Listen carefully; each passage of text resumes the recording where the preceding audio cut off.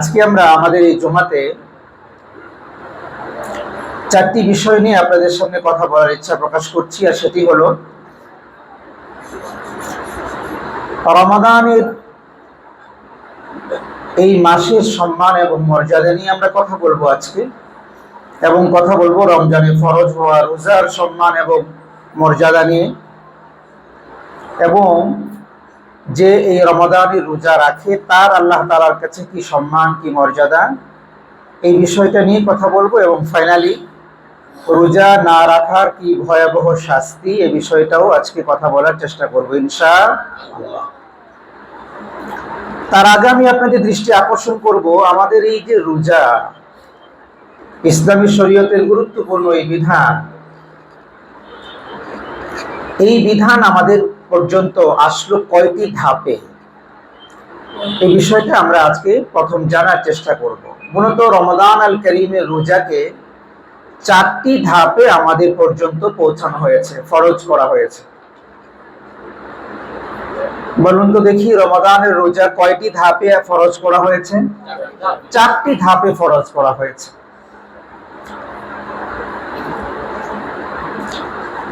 Number 1 হলো অভ্যাস করানো। আল্লাহ সুবহানাহু ওয়া তাআলা রমাদানের রোজাকে সর্বপ্রথম আমাদেরকে দিয়ে অভ্যাস করিয়েছেন। সেটা কেমন? হযরত আব্দুল্লাহ ইবনে মাসউদ রাদিয়াল্লাহু তাআলা আনহু তিনি বলেন, নবীজি সাল্লাল্লাহু আলাইহি ওয়াসাল্লাম প্রতি মাসে 3টি করে রোজা রাখতেন। প্রতি মাসে কয়টি করে রোজা রাখতেন? 3টি করে রোজা রাখতেন। এটা ফরজ রোজা হওয়ার আগের ঘটনা, রোজা ফরজ হওয়ার আগের ঘটনা। এই আমল দেখে সাহাবায়ে কেরাম নবীজি দেখা দেখি তারাও প্রতি মাসে 3টি করে রোজা রাখা শুরু করলেন। এটা হলো অভ্যাস। এই অভ্যাস শুরু হলো। দ্বিতীয় ধাপে এসে একটি রোজাকে আল্লাহ সুবহানাহু ওয়া তাআলা উম্মতে মুহাম্মাদের জন্য ফরজ করেছেন। কয়টি রোজা? একটি রোজাকে ফরজ করেছেন। নাম্বার আব্দুল্লাহ ইবনে আব্বাস রাদিয়াল্লাহু তাআলা আনহু তিনি বলেন, নবীজি যখন হিজরত করে মদিনায় গেলেন, মদিনায় যাওয়ার পরে দেখলেন ইহুদিরা একদিন রোজা রাখে। ইহুদিরা একদিন রোজা রাখে। এটা দেখার পরে নবীজি জিজ্ঞেস করলেন যে তোমরা এই দিনে রোজা রাখো, দিনটি তো আশুরার দিন, কেন রোজা রাখো? তো ইহুদিরা তাকে বলল, হাযা ইয়াউমুন সালিহ, এটা একটি সম্মানিত দিন। কারণ হলো হাযা ইয়াউমুন নাজ্জাল্লাহু বনি ইসরাঈলা মিন আদুবিহিম, এই দিনে আল্লাহ সুবহানাহু ওয়া তাআলা বনি ইসরাঈলকে তার চিরশত্রু ফেরাউন থেকে মুক্তি দান করেছিলেন। যার কারণে আমাদের নবী হযরত মূসা আলাইহিস সালাতু ওয়াস সালাম এই দিনে শুকরিয়ার রোজা রাখতেন, আর আমরা তাই রোজা রাখি। নবীজি বললেন, আনা আহাক্কু বিমূসা মিনকুম, আরে আমি তো এই রোজার ব্যাপারে তোমাদের চাইতে বেশি হকদার। কারণ মূসা আলাইহিস সালাতু ওয়াস সালামের তিনি নবী, আমার ভাই তিনি নবী, আমিও নবী। সুতরাং তিনি যে রোজা রেখেছেন এই রোজার হকদার তো তোমাদের চাইতে আমি বেশি। রাসূল করিম সাল্লাল্লাহু আলাইহি ওয়াসাল্লাম বলেন, ফাসামাহু ওয়া আমারা বিসিয়ামিহি, সুতরাং তিনিও রোজা রাখার ব্যাপারে দায়িত্ব নিলেন এবং তার সাহাবায়ে কেরামদেরকে নির্দেশ দিলেন, তোমরাও এই মুহররমের 10 তারিখে রোজা রাখবা।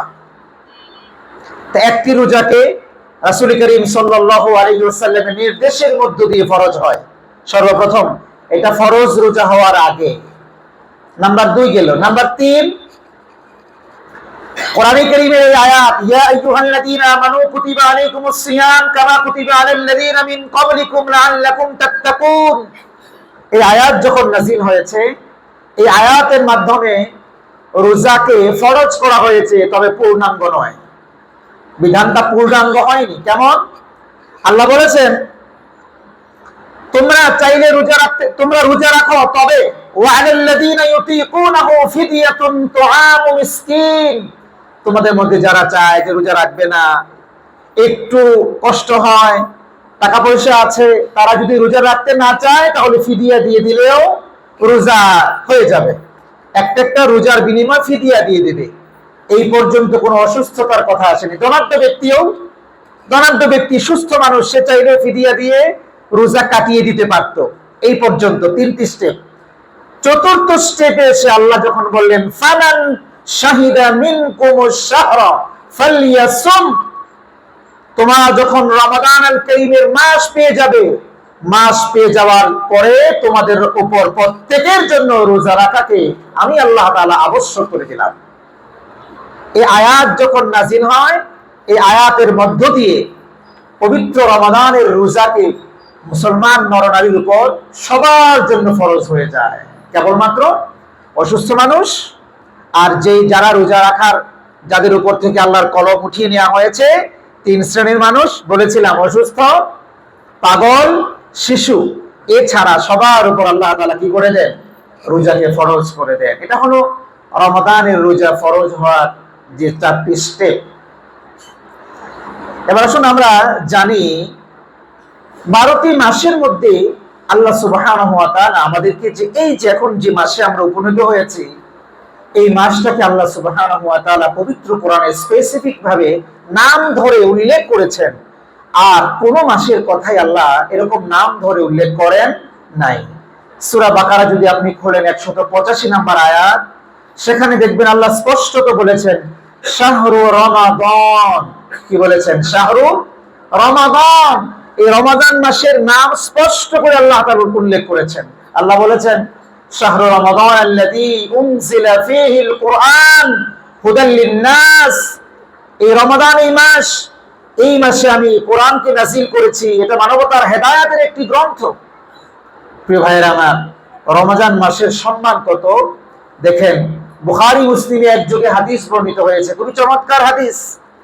عن أبي هريرة رضي الله تعالى عنه قال قال النبي صلى الله عليه وسلم إذا جاء رمضان ثم فتحت أبواب الجنة وغلقت أبواب النار وسفدت الشياطين।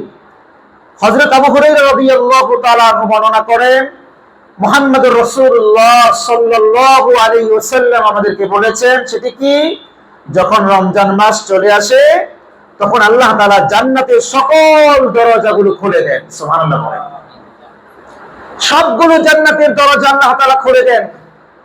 জান্নাতের গেটের দারোয়ানরা রমাদান যারা রোজা রাখে তাদেরকে আহ্বান করতে থাকেন। সুবহানাল্লাহ বললেন না? বিশেষ করে এই গেটগুলোর মধ্যে একটি গেটের নাম হলো রাইয়ান। একটি গেটের নাম কি? রাইয়ান। এই রাইয়ান নামক গেটের যে দারোয়ান, সে আহ্বান করতে থাকে, আসো, এই গেট দিয়ে কেবলমাত্র আমি রোজাদারদেরকে প্রবেশ করার অনুমতি পেয়েছি, দুনিয়ার কোনো মানুষ আর এই গেট দিয়ে প্রবেশ করতে পারবে না। চমৎকার কথা।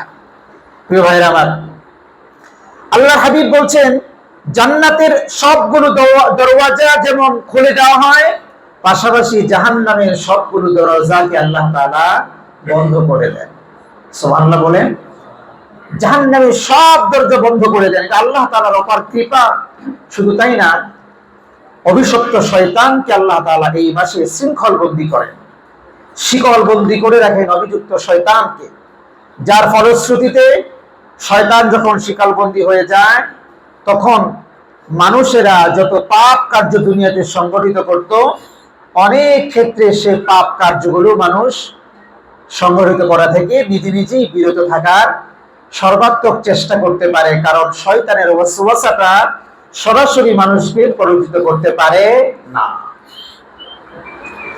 কিন্তু প্রিয় ভাইরা, শয়তানকে আল্লাহ তাআলা শৃঙ্খলবন্দি করলেও পৃথিবীতে মানবরূপী কিছু শয়তান আছে, এই শয়তানগুলোকে আল্লাহ তাআলা কিন্তু শৃঙ্খলবন্দি করেন না। আওয়াজটা ডেপ ডেপ হচ্ছে, কিন্তু আমার কথা বলতে অনেক কষ্ট হচ্ছে। তো কোরআনটা দিবেন কেন?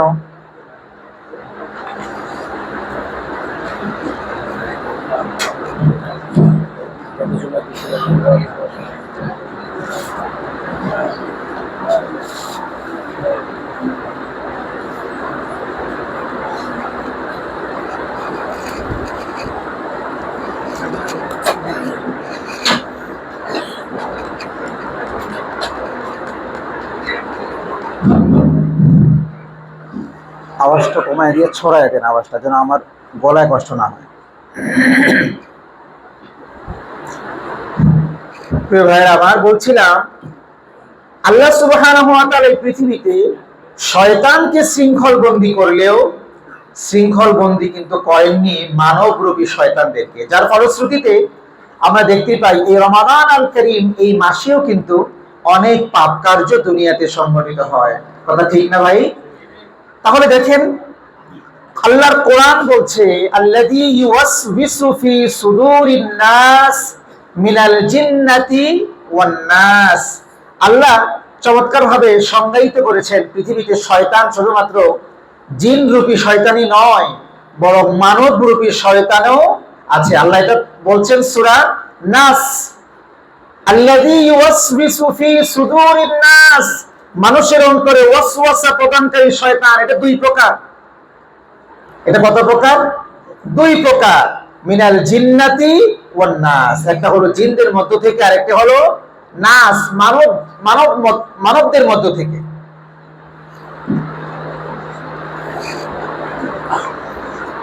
প্রিয় ভাই আমার, কিছু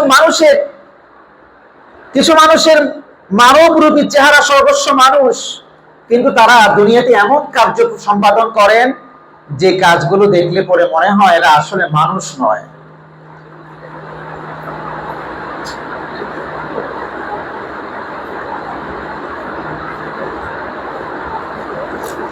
রমাদানের এই মাসেও নিজেকে অপরাধ জনিত কাজ থেকে বিরত রাখতে পারেন না, এমনকি নিজেও অপরাধ জনিত কাজের সাথে সংশ্লিষ্ট হয়ে যায়, মানুষকেও, অন্য ভাইকেও নানান ভাবে উদ্বুদ্ধ করে যে তুমি এই কাজটি করো, করলে আর কি হবে, আল্লাহর কাছে ক্ষমা চাইলে আল্লাহ আবার মাফ করে দেবে। এই নানান রকমের টালবাহানায় মানুষেরা নিজেও পাপ কার্য সম্পাদন করে, পাশাপাশি মানুষ অপর ভাইকেও পাপ কার্য সম্পাদন করার জন্য সাহায্য করে। এইগুলোকে আল্লাহ সুবহানাহু ওয়া তাআলা বলেছেন মিনাল জিন্নাতি ওয়ান নাস আল্লাযী ইউওয়াসবিসু ফি সুদুরিন নাস। মানুষের অন্তরে প্রভাব বিস্তারকারী, ওয়াসওয়াসা প্রদানকারী শয়তান দুই প্রকার। এক প্রকারের নাম হলো জিন, আর এক প্রকারের নাম হলো মানুষ। আল্লাহ তাআলা যেমনি ভাবে জিন জাতিকে শৃঙ্খলবন্দি করেছেন, এটা হাদিস দ্বারা প্রমাণিত, যার ফলশ্রুতিতে রমাদান আল কারীমে নানান পাপ কার্য থেকে মানুষ অনেকাংশে কমে যায়। আর কিছু পাপ কার্য তারপরেও যে জারি থাকে, এটা হলো নাস, মানুষের মধ্য থেকে যারা ওয়াসওয়াসা প্রদানকারী মানুষ, শয়তান, এদের মধ্য থেকে এই কাজগুলো হয়। আল্লাহ তাআলা আমাদের সবাইকে এই মানবরূপী শয়তান থেকে নিজেদেরকে হিফাজতে থাকা তৌফিক দান করুন। সবাই বলি আমিন। প্রিয় ভাইয়েরা আমার, রমাদান, রম মিম দত, এই রমদুন মূল ধাতু থেকে এসেছে রমজান, যার অর্থ হলো জ্বালিয়ে দেওয়া, পুড়িয়ে দেওয়া, ভস্ম করে দেয়া। এখন প্রশ্ন হতে পারে যে রমজান আমাদেরকে কি জ্বালিয়ে দেয়, কি পুড়িয়ে দেয়, কি ভস্ম করে দেয়? আল্লাহ এই চমৎকার ভাবে উত্তর দিয়েছেন। আমাদের রমজানে ব্যক্তি জীবনের, পারিবারিক জীবনের, সামাজিক জীবনের যত ধরনের পাপ পঙ্কিলতা আমরা আমাদের 11 মাসে করেছি, এই সবগুলোকে রমাদানের ফজিলতে আল্লাহ তাআলা জ্বালিয়ে পুড়িয়ে ভস্ম করে দিয়ে নিজেকে নতুন করে ঘুরে দাঁড়ানোর একটি সুযোগ আল্লাহ দান করে দেন। সুবহানাল্লাহ। এই জন্য আল্লাহ তাআলা আমাদেরকে রমাদান দিয়েছেন। আল্লাহ বলছেন, রাসূল বলছেন, মান সামা রমাদান ঈমানাও ওয়া ইহতিসাবান গুফিরা লাহু মা তাকদ্দামা মিন যামবি। কেউ যদি রমাদানের এই মাসে সওয়াবের নিয়তে ঈমানের সাথে রমাদানের রোজাগুলো রাখে, আল্লাহর হাবিব গ্যারান্টি দিয়েছেন রব তার পিছনের জীবনের সব গুনাহগুলোকে মাফ করে দিবেন। সুবহানাল্লাহ। এই জন্য আমরা তাকওয়ার সাথে, আল্লাহকে ভয় করে, নিয়তটা সহি করে, আল্লাহ এই রোজার বিনিময়ে আমাদেরকে পুণ্য দিবেন এটা আশা রেখে আমরা রমাদান আল কারীমের রোজাগুলো রাখবো ইনশাআল্লাহ। যদি এটা আমরা করতে পারি, তো রাসূল করিম সাল্লাল্লাহু আলাইহি ওয়াসাল্লাম বলেছেন, রব আমাদেরকে নবজাতক শিশুর যেরকম কোনো গুনাহ থাকে না, কোনো পাপ থাকে না, নবজাতক শিশুর যেরকম কোনো পাপের খাতা থাকে না, সফটওয়্যার ডিলিট করে দেয়া থাকে, তো সফটওয়্যারটা ইনস্টলই করা থাকে না, ঠিক তেমনি ভাবে আল্লাহ সুবহানাহু ওয়া তাআলা রমাদান মাস রোজাদারদের থেকে এমন ভাবে অতিবাহিত করার যেন সে জীবনে কোনো গুনাহই করে নাই। সুবহানাল্লাহ। প্রিয় ভাইরা, এই মাসটি আমাদের সামনে চলছে। এখন আমরা অলরেডি কয়েকটি দিন অতিবাহিত করেছি, 2 দিন 3 দিন অতিবাহিত চলছে আমাদের। এই মাসটি আল্লাহ তাআলা আমাদের কিছু দিয়েছেন আমাদের কৃত অপরাধগুলো, যেগুলো আমরা 11 মাসে করেছি, এই অপরাধগুলোকে ক্ষমা করানোর জন্য, নিজেদেরকে পরিশুদ্ধ করানোর জন্য। প্রিয় ভাই, আমরা যদি পরিশুদ্ধের বদলে নিজেরা আবার গুনাহে মত্ত হয়ে যাই, নানান রকম মোবাইলের মাধ্যমে, ডিভাইসের মাধ্যমে, নানান কথাবার্তার মাধ্যমে, কিংবা নানান কর্ম সম্পাদনের মাধ্যমে আমরা যদি গুনাহে লিপ্ত হয়ে যাই, এটা হবে আমাদের জন্য সবচেয়ে বড় দুর্ভাগ্যজনক কথা। আল্লাহ সুবহানাহু ওয়া তাআলা আমাদেরকে দিয়েছেন ক্ষমা। আমরা যদি ক্ষমাটা না নিয়ে যদি গুনাহটা নেই, তাহলে আমাদের জন্য এর চাইতে বড় কপাল পোড়া এই পৃথিবীতে, আসমানের নিচে, জমিনের উপরে আর আছে বলে মনে হয় না। আল্লাহ আমাদের সবাইকে ক্ষমা প্রাপ্তিদের তালিকা অন্তর্ভুক্ত করে দেন, সবাই বলি আমিন। প্রিয় ভাই, এই মাসে পুরোটি সময় আল্লাহ দোয়া কবুল করেন, এমন নয় অন্যান্য মাসে যেমন জুমার দিন কবুল হয়, মাগরিবের আগে কবুল হয়, আসরের পরে কবুল হয়, জুমার খুতবার সময় কবুল হয়। বিষয়টা সেরকম নয়, বরং আল্লাহ তাআলা এই মাসে সবটা সময়, কি সকাল, কি দুপুর, কি বিকেল, কি রাত, কি মধ্যরাত, কি ভর দুপুর, যে সময় বান্দা আল্লাহর হাতে হাত তুলে, আল্লাহ সেই সময় দোয়া কবুল করেন। সুবহানাল্লাহ। দেখেন, আল্লাহর হাবিব বলেছেন, লিকুল্লি মুসলিমিন দাওয়াতুন মুস্তাজাবা ইয়াদউ বিহা রমাদান। রমজান মাসে আল্লাহর হাবিব বলেছেন, যখন বান্দা যেইভাবে যে কোনো সময় রবের কাছে ক্ষমা চাইবে, আল্লাহ সুবহানাহু ওয়া তাআলা তখন তাকে সেইভাবে সেই মুহূর্তেই ক্ষমা করে দেন। সুবহানাল্লাহ। এজন্য প্রিয় ভাই, এই সম্মানিত মাসে আমরা বেশি থেকে বেশি এই কাজটি করব। যখনই আমরা অবসরে থাকি, আস্তাগফিরুল্লাহ মন থেকে পড়বো, অর্থটা বুঝে পড়বো, আল্লাহ দয়া করে আপনি আমাকে ক্ষমা করে দেন। আস্তাগফিরুল্লাহ, আস্তাগফিরুল্লাহ, হে রব আপনি আমাকে ক্ষমা করেন। বাংলায় বলুন, আল্লাহ আমাদের কৃত অপরাধগুলো আপনি ক্ষমা করেন। মনে মনে বলেন, রব মনের কথা যেমন শোনেন, রব প্রকাশ্যের কথা তেমন শোনেন। আপনি যখন সময় পান তখনই আল্লাহর কাছে বলেন, আল্লাহ জীবনে 40টি বসন্ত কাটিয়েছি, কত গুনাহ আমি করেছি। আল্লাহ জীবনে 50টি বসন্ত আমি কাটিয়েছি, কত গুনাহ আমি করেছি। রব দয়া করে আপনি আমাকে ক্ষমা করেন। এমন অনেক গুনাহ তো আমার আছে, যে গুনাহর ব্যাপারে দুনিয়ার কোনো মানুষ জানে না, শুধুমাত্র কেবলমাত্র আপনি জানেন। আয় আল্লাহ, এই গুনাহগুলো যেমনি ভাবে আপনি ক্ষমা করবেন, মানুষ জানে, দুনিয়া সাক্ষী, সব সাক্ষী, সবার সামনে আমি করেছি, দিবালোকে আমি করেছি, এই গুনাহগুলোও চাইলে আপনি ক্ষমা করতে পারেন। ঠিক কিনা ভাই? এজন্য আল্লাহর কাছে ক্ষমা চাইবো তো ইনশাআল্লাহ। এটা হলো আমাদের প্রধান কাজ আল্লাহর কাছে এই মাসে সবচেয়ে বেশি ক্ষমা নেওয়া। কারণ রাসূল তো বলেছেন রমাদান যার হায়াতের জিন্দেগিতে এসে গিয়েছে, আর সে তার জীবনের গুনাহগুলো মাফ করাইতে পারে নাই, রাসূল বলেছেন সে ধ্বংস হয়ে যা। শুধু রাসূল বলেন নাই, এখানে 2 জনের থেকে সাক্ষী নিয়েছেন। জিবরাইলকে আল্লাহ নির্দেশ দিয়েছেন, তুমি আমিন বলো। জিবরাইল আমিন বলেছেন। রাসূলুল্লাহ মিম্বারে আরোহণ করার পরে রাসূলুল্লাহকে আল্লাহর পক্ষ থেকে জিবরাইলের মাধ্যমে নির্দেশ দেওয়া হয়েছে, আপনি এই বাক্যগুলোতে আমিন বলুন। রাসূলুল্লাহ আমিন বলেছেন। জিবরাইল আর রাসূলুল্লাহ 2 আমিন আল্লাহ তাআলা আগে থেকে নির্দেশ দিয়ে রেখেছেন। সুতরাং কার্যকরী আমিন। কেউ যদি তার জীবনে রমজান মাস পাইল, রমজান মাস পেয়েও যদি সে তার নিজের জীবনের গুনাহগুলো ক্ষমা করাইতে না পারে, ভাই রাসূল বলেছেন, জিবরাইল বলেছেন, আল্লাহর মানসা এটা।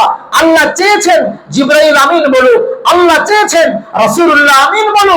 জগৎবাসীকে জানিয়ে দে, আল্লাহ এই ব্যাপারে সম্মতি দিয়েছেন, রাসূলুল্লাহ এই ব্যাপারে সম্মতি দিয়েছেন, জিবরাইল এই ব্যাপারে সম্মতি দিয়েছেন।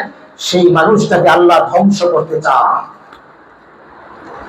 এই মানুষটাকে আল্লাহ ধ্বংস করতে চান, যে রমজান মাস পাওয়ার পরেও সে যে গুনাহ মাফ করাইতে পারে নাই, আল্লাহ বলেছেন সে ধ্বংস হয়ে যা। প্রিয় ভাই, এজন্য আমাদের চলতি যে মাস রমাদান আল কারীমের মধ্যে আমরা ঢুকে গিয়েছি, মহা নিয়ামতের অফুরন্ত সময়ে আমরা ঢুকে গিয়েছি। এই মহা দৌলতের এই সময়ে মেহেরবানি করে আমরা গুনাহ থেকে মাফের জন্য ফিকির করি। বিশেষ করে রমাদানে গুনাহ না করি, গুনার ধারে কাছে না যাই। অন্য মাসে যে গুনাহটা আমার অব্যাহত ছিল, রমজানে আমি এই গুনাহটা ছেড়ে দেই, রমজানে এই গুনাহটা আমি ছেড়ে দেই, নিয়ত করি এই গুনাহ আর করব না, নিয়ত করি এই গুনাহ আর করব না। রব যদি আপনি নিয়ত করতে পারেন আর রমজানে যদি এই গুনাহটা আপনি ছেড়ে দিতে পারেন, বিগত জীবনের যত বছর আপনি হোক না কেন, যত বড় গুনাহ আপনি করেন না কেন, সাগরের ফেনা পরিমাণ গুনাহ যদি হয়, পাহাড়ের উঁচু পরিমাণ গুনাহ যদি আপনার স্তূপ হয়, রব বলেছেন দয়া করে রব আপনার সেই গুনাহ ক্ষমা করে দিবেন। ভাই আমরা ক্ষমা চাইবো তো আল্লাহর কাছে, ক্ষমা চাইবো তো আল্লাহর কাছে। শুধু ক্ষমা চাইয়েই যেন আমরা ক্ষান্ত না হই, বরং যেই গুনাহের জন্য ক্ষমা চাচ্ছি আর যেন এই গুনাহটা না করি ভাই, আর যেন এই গুনাহটা না করি। রমজান আসার পরেও যদি আমি সেই গুনাহটা জারি রাখি, রমজানের বাইরেও আমি নাটক, সিনেমার মধ্যে, অশ্লীলতার মধ্যে মত্ত থাকতাম, রমজানের সময় কাটানোর ধ্যান ধরে আমি যদি সেই কাজ আবার করি, রব বলেছেন কোরআন নাজির হয়েছে রমজান মাসে, তুমি কোরআন তেলাওয়াত করে সময় কাটাতে পারো না, তুমি তোমার অশ্লীল নাটক, সিনেমা দেখে, নানান গান দেখে, নৃত্য দেখে তুমি তোমার সময় কাটানোর ভান করছো, রব ক্ষমা করবেন না, রব ক্ষমা করবেন না। আপনি কোরআন তেলাওয়াত করুন, রমজানে নিয়ত করুন, অন্তত পক্ষে এক খতম কোরআন আপনি দিবেন, এই নিয়তটা আপনি করুন। কদরের আগে আগে শেষ করবেন, নিয়ত করে করে। আমি বলেছিলাম রুটিন করে করে আপনি করুন। কতদিন লাগে, কতদিন লাগে এক পারা খতম, এক পারা পড়তে? কয়দিন লাগে এক পারা পড়তে? 30 পারা। তাহলে 30 দিনের মধ্যে আমার কত দিনে শেষ করতে পারবো? কিভাবে আমি শেষ করতে পারবো? 30 দিনে 30 পারা শেষ করতে হলে সকালে আমার কয় পৃষ্ঠা করে পড়তে হবে, দুপুরে আমাকে কয় পৃষ্ঠা করে পড়তে হবে, রাতে আমাকে সন্ধ্যার আগে কয় পৃষ্ঠা করে পড়তে হবে, ভোর রাতেও আমাকে পড়তে হবে কিনা, এরকম একটা রুটিন করেন। রুটিন করে হিসাব ক্যালকুলেশন করে তারপরে কোরআনে কারীম পড়া শুরু করেন। বরকত হবে। আন্তাজে বললে বরকত হবে না। আজকে এক পারা পড়লেন, কালকে 4 পৃষ্ঠা পড়লেন, পরশুদিন 6 পৃষ্ঠা পড়লেন, দেখবেন শেষ হলো না, শেষ হলো না। নিয়ম করে 5 পৃষ্ঠা, সকালে 5, দুপুরে 5, রাতে 5, সন্ধ্যায় 5, এভাবে 5 করে আপনি 20 পৃষ্ঠা করে এক পারা করে পড়েন, এক পারা করে পড়েন, তাহলে 30 দিনে 30 পারা পড়া সম্ভব হয়ে যাবে। আল্লাহ তাআলা আমাদেরকে রমজানের এই সময়টা অহেতুক নষ্ট না করে ইবাদত বন্দেগীতে, বিশেষ করে কোরআন নাজিলের মাসে কোরআন তেলাওয়াত এবং কোরআনের যে সূরাগুলো আমি পারি, মুখস্থ আছে, এই সূরাগুলোর অর্থ জানার চেষ্টা করেন। এই সূরাগুলোতে অন্তত আল্লাহ কি বলেছে, পুরো কোরআন যদি আপনি অর্থ করতে না পারেন, যেগুলো আপনি পড়েছেন এইগুলোর অর্থ জানার চেষ্টা করেন। রব দয়া করে আপনার এই আমলটাকে যদি জারি রাখেন, কিয়ামতের ময়দানে কোরআন আপনার পক্ষে সুপারিশ করবে। কিয়ামতের ময়দানে কোরআন আপনাকে বলবে, আল্লাহ আদালতে বলবে, আল্লাহ অন্তত রমজান আল কারীমে এই বান্দা আমাকে তেলাওয়াত করেছে, যেহেতু আমি তোমার কালাম, আমি কালামুল্লাহ, তোমার কালাম, আমি এখানে তোমার আদালতে ফরমান করছি, তোমার আদালতে জেরা করছি, এই বান্দাকে আমার সাথে জান্নাতে না নিলে আমি কালাম জান্নাতে যাব। ভাই আমরা পড়বো তো ইনশাআল্লাহ, পড়বো তো ইনশাআল্লাহ। আল্লাহ আমাদের তৌফিক দান করুন, পড়ি আমিন। প্রিয় ভাইরা আমার, এই মাসটি আল্লাহর কাছে এত সম্মানিত, এত সম্মানিত যে বিনা হিসাবে আল্লাহ এই মাসে বান্দাকে দান করতে থাকেন। অন্যান্য মাসে যদি হিসাব করে দান করেন, 1-10 তাকওয়া থাকলে, ইখলাস থাকলে 100, ইখলাস বেশি থাকলে 1000, ইখলাস বেশি থাকলে 1 লাখ, ইখলাস আরো বেশি থাকলে 1 কোটি। কিন্তু হিসাব আছে, কথা কোন হিসাব আছে না নাই? হিসাব আছে। কিন্তু রমাদান আল কারীমে আল্লাহ এটা বলবেন না, ইখলাস বান্দার আছে, আমি তারে 1 কোটি দেই না, বেগাইরে হিসাব, বেগাইরে হিসাব। আল্লাহর যদি, আল্লাহর যেটা বেগাইরে হিসাব, আল্লাহর শান যত বড়, আল্লাহর বেগাইরে হিসাবের সংখ্যাও তত বড়।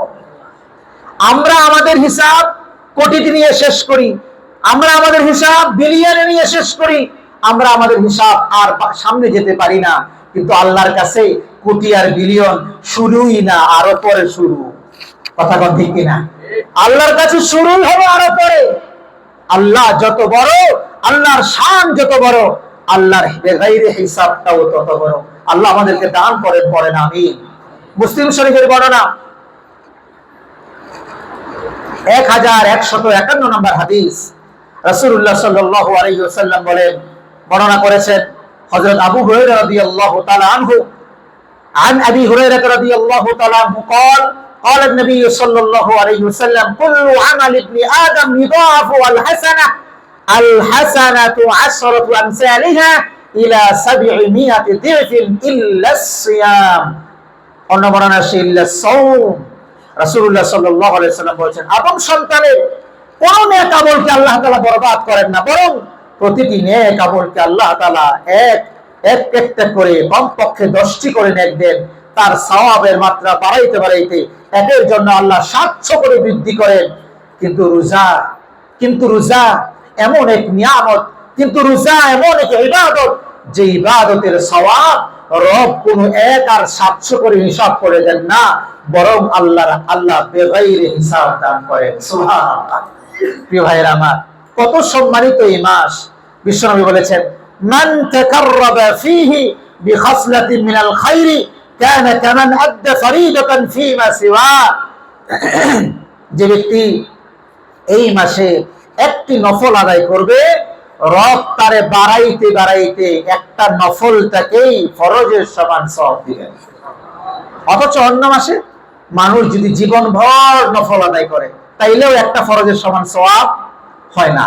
একটা ফরজের আনুগত্য কি কত বড়, কত মহান, এটা সারা বছর যদি নয়, সারা জীবন তার হায়াত, একদম 14 বছর থেকে শুরু করে মরণ পর্যন্ত, যেদিন থেকে তার আমলনামা লেখা শুরু হয়েছে যেদিন থেকে আমলনামা বন্ধ হয়েছে, সেদিন পর্যন্ত যদি ইবাদত করে, নামাজ পড়ে, ফরজ কামাই দিয়ে, একটা ফরজ কামাই দিয়ে শুধু নফল পড়ে, ওই ফরজের সমান সওয়াব হবে না। ওই ফরজের সমান সওয়াব হবে না। কত বড় মহান একটা ফরজের আনুগত্য। রব বলেছেন, হাবিব বলেছেন, আল্লাহর হাবিব বলেছেন, কেউ যদি রমাদান আল কারীম একটা নফল আদায় করে সারা জীবন পরেও যেটা সে করতে পারে নাই, করতে কোনোদিন পারবে না, আল্লাহ সেটার সমপরিমাণ সওয়াব দান করে দিবেন। শুধু তাই না, আল্লাহর হাবিব বলেছেন ওয়ামান আদ্দা ফীহি ফরিদাতান কামান আদ্দা 70 ফরিদাতান ফীমা সিওয়া। কেউ যদি রমজান মাসে একটা ফরজ আদায় করলো, একটা ফরজ, একটা আনুগত্য স্বীকার করলো, একটা ফরজ আদায় করলো, রব বলেছেন অন্য মাসে 70টা ফরজ আদায় করলে যে পরিমাণ সওয়াব, আমি আল্লাহ আমার বান্দা আমলনামায় সেই পরিমাণ সওয়াব লিখে দিই। সুবহানাল্লাহ। শুধু তাই না, আল্লাহ নবী বলেছেন ফাইন্না উমরাতান ফীহি তা'দিলু হাজ্জা। এই মাসে রমাদান আল কারীমে যদি কারো সামর্থ্য থাকে হজে উমরায় যায়, উমরায় গেলে রব বলেছেন এই উমরাটা কবুল হজের সমান সওয়াব আল্লাহ দান করে দেন। সুবহানাল্লাহ। অন্য riwayate, মুসলিম শরীফের অন্য riwayate তো এরকমটাও আসছে কাহাজ্জাতাম মাই, ওই বান্দা যেন, ওই উম্মত যেন আমি নবীর সাথেই হজ করলো। সুবহানাল্লাহ বললেন না? 1400 বছর পরে এসে নবীর সাথে হজ করার এই সৌভাগ্য আমাদের কোনোদিন সম্ভব? নবী নাই, নবী এখন বারজাখী জীবনে আছেন, তিনি এখন জান্নাতে আছেন, বারজাখী জীবনে আছেন, দুনিয়ার বা হায়াতে নাই, জমিনের উপরে নাই। সুতরাং নবীর সাথে হজ করা কোনোদিন কোনো মানুষের সম্ভব না। কিন্তু নবীজি বলেছেন কেউ যদি রমজানে সুযোগ পায়, উমরা যদি করে, ওই ব্যক্তির আমলনামায় সওয়াবটা এমন পরিমাণ হবে, আমি নবীর সাথে হজ করলে, উমরা নয় হজ করলে, আমি নবীর সাথে কবুল হজ করলে যেই পরিমাণ সওয়াব আল্লাহ তারে দিতেন, রমজানে উমরা করার কারণে আল্লাহ তার আমলনামায় সেই পরিমাণ সওয়াব দিবেন। এজন্য বলি কি ভাই, যদি সামর্থ্য থাকে, টাকা থাকে, সামর্থ্য থাকে, রমজানে দৌড় দেন, আল্লাহর ঘরে হাজিরা দেন। ভাই দুনিয়ার জন্য তো কত কিছু করলেন,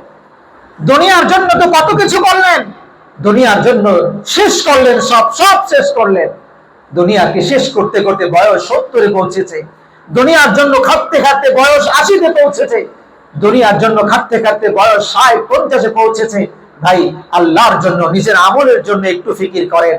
কে জানে কখন আপনার চক্ষুগুলো বন্ধ হয়ে যাবে, কে জানে নাকের ডগা থেকে আপনার শ্বাস বন্ধ হয়ে যাবে। শেষ হয়ে গেলে দুনিয়ার জন্য কামলাগিরি দেওয়াও শেষ হবে, নিজের আমলনামায় সংযুক্ত করাও শেষ হয়ে যাবে।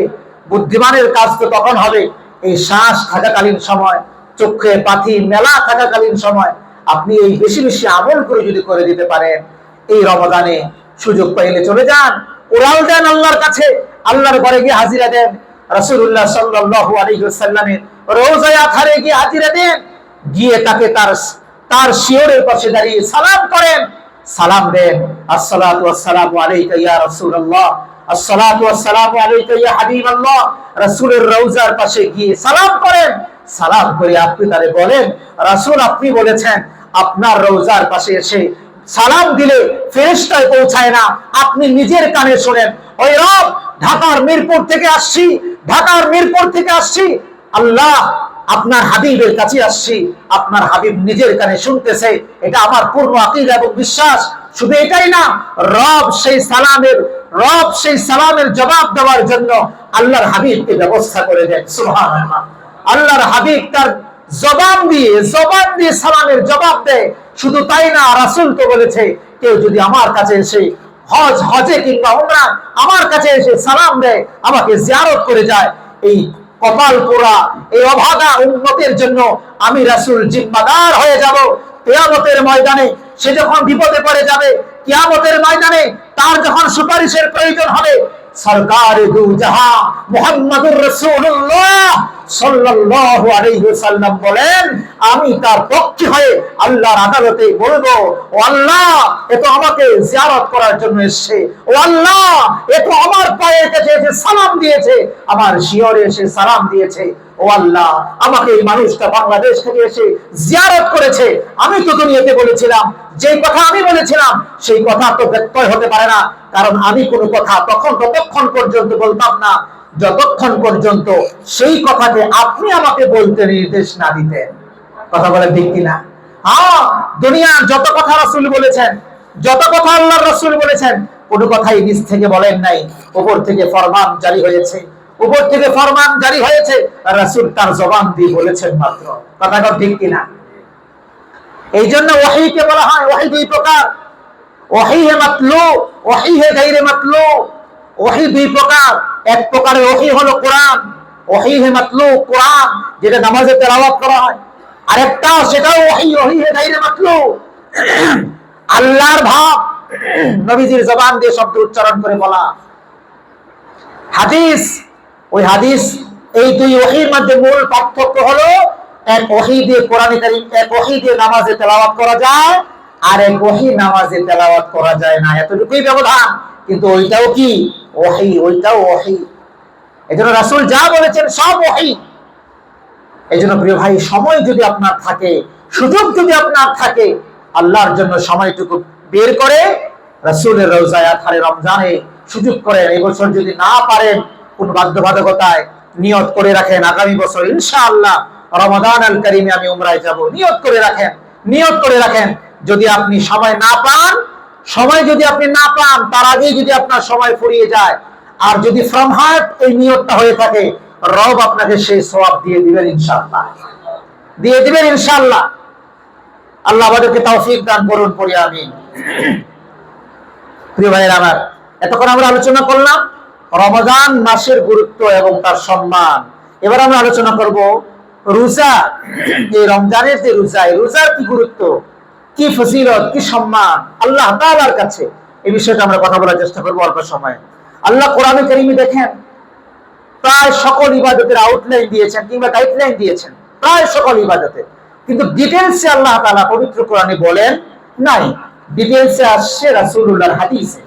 যেমন ধরেন, আমি যদি আপনাদেরকে বলি, আল্লাহ কোরআনে বলেছেন আকিমুস সালাহ, নামাজ আদায় করো, কিন্তু আল্লাহ এটা বলেন নাই যে ফজরের নামাজে 4 রাকাত পড়তে হবে তোমাকে, 2 রাকাত ফরজ পড়বা, 2 রাকাত সুন্নাহ পড়বা, প্রথমে দাঁড়াইয়া এই পড়বা, তাকবীরে তাহরিমা দিবা, তারপরে এইভাবে সালাম ফিরানোর মধ্য দিয়ে তোমার নামাজ শেষ হবে। পবিত্র কোরআন আপনি ছন্ন করে যদি খুঁজেন, এটা পাবেন না, এই ধারাবাহিকতা পাবেন না। কোরআন শুধু বলেছে আকিমুস সালাহ, নামাজ আদায় করো। নামাজ কেমনে আদায় করবো জানলাম থেকে? রাসূলুল্লাহর হাদিস থেকে, তার আমল থেকে। রাসূলুল্লাহ আমাদেরকে দেখিয়েছেন, সাহাবায়ে কেরামদেরকে দেখিয়েছেন। আল্লাহ যে বলেছেন নামাজ পড়ার জন্য এইভাবে করতে হবে, প্রথমে তাকবীরে তাহরিমা, এইভাবে হাত উঁচু করতে হবে, তারপরে হাত বাঁধতে হবে, তারপরে তোমার সালার মধ্য দিয়ে আউযুবিল্লাহ বিসমিল্লাহর মধ্য দিয়ে সূরা ফাতিহা এবং অন্য সূরার মিলানোর মধ্য দিয়ে এইভাবে সালামের মধ্য দিয়ে তোমাকে নামাজ শেষ করতে হবে। আর তোমার ফজরে পড়তে হবে এই কয় রাকাত, যোহরে পড়তে হবে এই কয় রাকাত, আসরে এই কয় রাকাত, মাগরিবে এই কয় রাকাত, ইশায়ে এই কয় রাকাত, সাথে তোমাকে ভিতরটাও করতে হবে।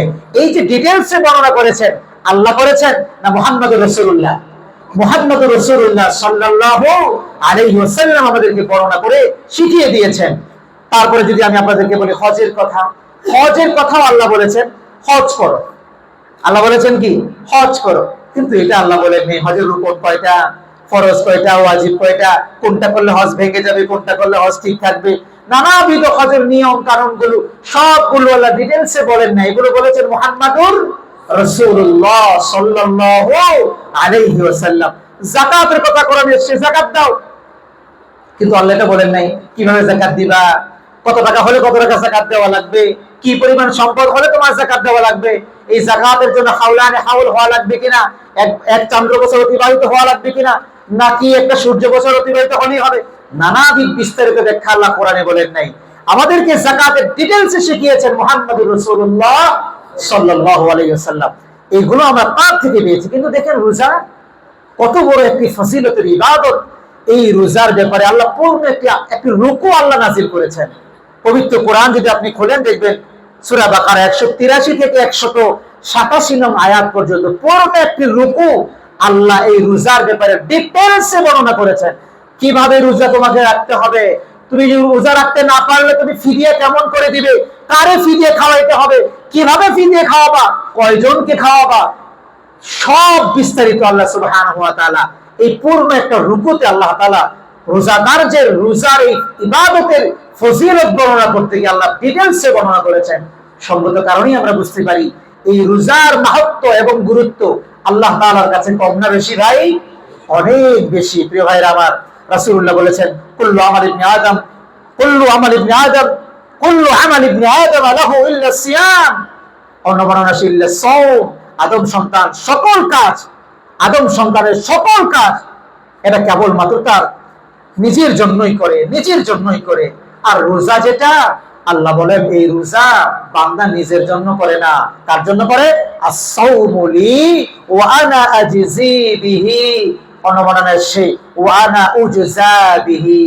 আল্লাহ বলেছেন সে নামাজ পড়ে, হজ করে, যাকাত দেয়, এই সব তার নিজের জন্য, এই সব তার নিজের জন্য, নিজের লাভের জন্য করে। কিন্তু রোজা সে যে পালন করে এটা তার জন্য করে না, এটা কেবলমাত্র আমি আল্লাহর জন্য করি। সুবহানাল্লাহ। সেগুলোতে তার বান্দার লাভ, ওগুলোতে তো বান্দার লাভ। রোজা রাখলে লাভ নাই, কষ্ট আছে। কথা কন ঠিক কিনা? রোজা রাখলে কি আছে ভাই? কষ্ট আছে। মানবের কষ্ট, না খাইয়ে থাকলে কষ্ট হয়, স্বাভাবিক কষ্টটা মানুষের আছে। কিন্তু আল্লাহ বলেন এই যে রোজা রাখলো, এই রোজার কারণে এর প্রতিদান এই সে আমার জন্য রাখলো, তাই আমি তার প্রতিদান নিজের হাতে দিব, কুদরতি হাতে। সুবহানাল্লাহ। অনমনার আসছে আমি যে তাকে প্রতিদান দিব এটা শুধু আমার কুদরতি হাতে দিয়ে এভাবে শান্ত করব না, বরং আমি আল্লাহ তার জন্য প্রতিদান হয়ে যাব। সুবহানাল্লাহ বলেন, সুবহানাল্লাহ বলেন। আল্লাহ যদি আমাদের প্রতিদান হয়ে যায়, রব যদি আমার হয়ে যায়, রব যদি আপনার হয়ে যায়, আর কোন কিছু প্রয়োজন আছে বলেন? আর কোনো কিছু প্রয়োজন আছে? কোনো কিছুর প্রয়োজন নাই। রব যদি আমার হয়ে যায় আর দুনিয়া যদি এক পাশে চলে যায়, কেউ আমাকে আটকাতে পারবে না। আমার যা হওয়ার সব আমার হবে, কারণ রব আমার জন্য সব লিপিবদ্ধ করে রেখে দিয়েছেন। রব যেন আমার হয়ে যায়, এই জন্যই যেন আমরা রোজা রাখতে পারি। আল্লাহ আমাদের তৌফিক দান করুন, পড়ি আমিন। প্রিয় ভাইরা আমার, বুখারী মুসলিমে একটি হাদিস বর্ণনা হয়েছে। আল্লাহর হাবিব বলেছেন মান সামা রমাদান ঈমানাও ওয়া ইহতিসাবান গুফিরা লাহু মা তাকদ্দামা মিন যামবি।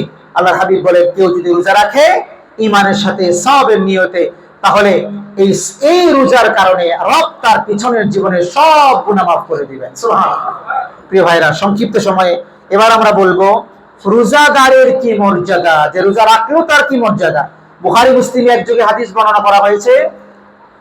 عن سهل بن سعد عن النبي صلى الله عليه وسلم قال إن في الجنة باب يقال له الريان يدخل منه الصائمون يوم القيامة। খুবই চমৎকার হাদিস। কিছু কথা আমি আগে বলেছি। আল্লাহর নবী বলেছেন জান্নাতের মধ্যে রাইয়ান নামক একটা দরওয়াজা আছে, একটা গেট আছে। এই গেটটি একেবারে খাস থাকবে, এই গেটটি একেবারে খাস, ভিভিআইপি, তারা সেই জায়গা দিয়ে প্রবেশ করবে। আল্লাহর কাছে রাইয়ান নামক গেটের ভিভিআইপি কারা?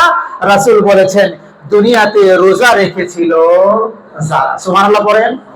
আল্লাহ তাআলা হাসরের ময়দানে আল্লাহর কুদরতি জবান দিয়ে বলবেন, আইনা আইনা সাইমুন, আইনা সাইমুন, ফায়াকুমুন। আল্লাহ বলবেন, কই রে রোজাদার, কোথায় কোথায়? আল্লাহ ডাক দিবেন। সুবহানাল্লাহ বলেন। আল্লাহ ডাক দিবেন হাসরের ময়দানে লক্ষ কোটি হাজার কোটি অসংখ্য অগণিত মানুষদের সামনে আল্লাহ তার কুদরতি জবান দিয়ে বলবেন, আইনা সাইমুন, ও আমার প্রিয় ভাজন রোজাদাররা কোথায়, দাঁড়াও। তখন রোজাদাররা দাঁড়ায় যাবে। সুবহানাল্লাহ বলেন। আল্লাহ আমাদেরকে সেই ময়দানে হাজিরা দেওয়ার তৌফিক দান করো, পড়েন আমিন। তখন তারা দাঁড়িয়ে যাবে। দাঁড়িয়ে যাওয়ার পরে আল্লাহ সম্মান দিবেন। আল্লাহ বলবেন, যাও, তোমার আমার যে চিরসুখের জান্নাত আমি তোমাদের জন্য রেডি করেছি, রাইয়ান নামক দরজা দিয়ে তোমরা কেবল, বাকি যারা বসে আছো তারা নয়, যারা দাঁড়িয়েছো রোজা রেখেছিলে দুনিয়াতে, তারা এই দরজা দিয়ে প্রবেশ করো। সুবহানাল্লাহ বলেন। সুবহানাল্লাহ। রোজাদার যখন যাবে, হাদিস এসেছে, রাইয়ান নামক গেটের যে দারওয়ান আটকাবে, প্রথমে আটকে দিবে, তোমরা কারা, এই তোমরা কারা?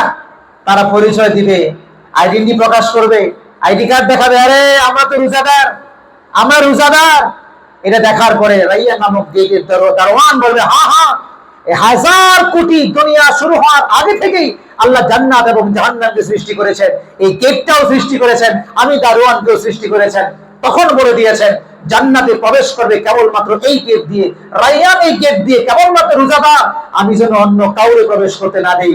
তাই তোমাদের পরিচয় জানতে চেয়েছি, জানতে যখন পারলাম তোমরা রোজাদার, হ্যাঁ তোমাদের জন্য এই দরজা ওপেন। সুবহানাল্লাহ। আল্লাহ আমাদেরকে সেই দরজা দিয়ে জান্নাতে প্রবেশ করা তৌফিক দান করুন, পড়ি আমিন। বুখারী মুসলিমের হাদিস, রাসূল বলেছে, ওয়াল্লাযী নাফসি বিয়াদিহি লাখুলুফু ফামিস সাইমি আতয়াবু ইনদাল্লাহ মির রিহিল মিস্ক। এই যে রোজাদার, তাদের সম্মানে রাসূল বলেছেন, না খাইয়ে থেকে ভেতর থেকে যে এক প্রকারের টক্সিন বের হয়, না খাওয়ার কারণে কলিজা পুরো একটা গন্ধ বের হয়, এই গন্ধ আল্লাহর কাছে মিশকে আম্বরের চাইতে অতি বেশি প্রিয়। সুবহানাল্লাহ। কিন্তু এই জন্য আবার না খেয়ে আপনার মুখের দুর্গন্ধ যেটা, এটার জন্য বলবে না যে মুখে দুর্গন্ধ রেখে দেই, সকালবেলা মেসওয়াক না করি, দুপুরে মেসওয়াক না করি, রাতে সাহারির পরে আর মেসওয়াক না করি, তো গন্ধই যখন আল্লাহর কাছে পছন্দ, তাহলে এটা করি না, এটা না। আপনার এই দুর্গন্ধের ব্যাপারে বলা হয়েছে, খালি পেটে থাকার কারণে ভেতর থেকে এক ধরনের টক্সিন বের হয়, একটা দুর্গন্ধ বের হয়, ওটার কথা, ওইটা আল্লাহর কাছে কি মিশকে আম্বরের চেয়ে প্রিয়। আল্লাহ আমাদেরকে তার প্রিয় ভাজন হওয়ার তৌফিক দান করুন, পড়ি আমিন। প্রিয় ভাইরা আমার, একেবারে শেষের দিকে চলে আসি। একেবারে শেষের দিকে আল্লাহর হাবিব বলেছেন, আল্লাহ তাআলা বলেন, লিসাইমি ফারহাতান, রোজাদারদের জন্য আল্লাহ তাআলা দুইটি খুশির খবর রেখেছেন। একটা খুশি হলো ফারহাতুন ইনদা ফিতরিহি, একটা হলো যখন ইফতারের সময় বান্দা যখন কি করে, ইফতার করে, এটা তার জন্য একটি খুশি। ও ফারহাতুন ইনদা লিকাই রাব্বিহি, দুইটা হলো এই রোজাদার আল্লাহর সামনে আল্লাহর সাক্ষাতে যখন মিলিত হবে, এইটা হলো তার জন্য খুশি। দুনিয়াতে এর চাইতে বড় পাওয়া আর কিছু নাই। রোজাদার যখন আল্লাহর সামনে আল্লাহর সাক্ষাৎ আল্লাহর দিদারে মিলিত হবে, এর চাইতে পাওয়ার আর কিছু নাই। আল্লাহ যেন আমাদেরকে দয়া করে আল্লাহর দিদার নসিব করেন, সবাই বলি আমিন। প্রিয় ভাইরা আমার, এই যে ইফতারের কথা আসছে, 1 মিনিটে বলে শেষ করছি। ইফতারি অত্যন্ত গুরুত্বপূর্ণ একটি বিষয়। আপনি রোজাদারকে ইফতার করান, রোজাদারকে ইফতার করান, এতে করে লাভ হলো এই রোজাদারকে ইফতার করানোর মধ্য দিয়ে আপনি যে রোজা রাখলেন, যদি কোনো কারণে রোজা কাটা যায়, কোনো কারণে রোজার সওয়াব না হয়, শুধুমাত্র ফরজিয়াত আদায় হয়, অনেক রোজাদারের রোজার ফরজিয়াত শুধু আদায় হবে, সওয়াব হবে না। কারণ রোজার দিনের বেলা নানান অশ্লীলতা, নানান বেফাহিশা কথা, নানান রকমের কাজ সে দুনিয়াতে সংগঠিত করেছে রোজা রেখে, যার কারণে সওয়াব হবে না। হ্যাঁ, ফরজিয়াতটা আদায় হবে বটে, কিন্তু সওয়াব হবে না। কিন্তু আপনি যদি একজন রোজাদারকে ইফতার করান, আল্লাহর হাবিব বলেছে, রোজাদারকে ইফতার করানে ওই রোজাদার তার রোজা রেখে যেই পরিমাণ সওয়াব পাবারও, আপনি ইফতার করানোর মধ্য দিয়ে রব আপনার আমলনামায় সেই পরিমাণ সওয়াব লিখে দিবেন। সুবহানাল্লাহ।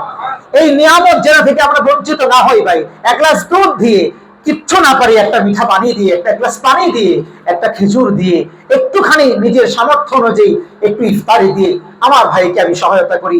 এর জন্য গরিব খোঁজার প্রয়োজন নাই। আপনি আপনার প্রতিবেশী, আপনার যে কোনো যে কাউকে, ধনী মানুষকে এই সহায়তা আপনি করতে পারেন, সাহায্য করতে পারেন, রোজাদারকে আপনি এই ইফতারটুকু দিতে পারেন।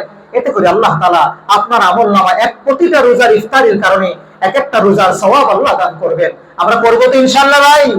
আল্লাহ তাআলা আমাদের সবাইকে, যে কথাগুলো বললাম সময় সংক্ষিপ্ত হওয়ার কারণে রোজাদারের কষ্টের কথাটা বলতে পারলাম না, তবে এতটুকু জানেন আল্লাহর হাবিব বলেছেন সহিহ ইবনে হিব্বানের হাদিস, যারা রোজা রাখবে না মাথাকে নিচ দিকে দিয়ে পাকে উপরের দিকে দিয়ে কিয়ামতের ময়দানে আল্লাহ শাস্তি দিবেন। যারা রোজা রাখবে না মাথাকে নিচ দিকে দিয়ে পাকে উপরের দিকে দিয়ে, সহিহ ইবনে হিব্বানের হাদিস, আল্লাহ শাস্তি দিবেন। লম্বা হাদিস বলতে পারছি না, সময় আমাকে পারমিট করছে না। আল্লাহ তাআলা আমাদের সবাইকে সঠিকভাবে রোজা রাখার তৌফিক দান করুন, সবাই বলি আমিন।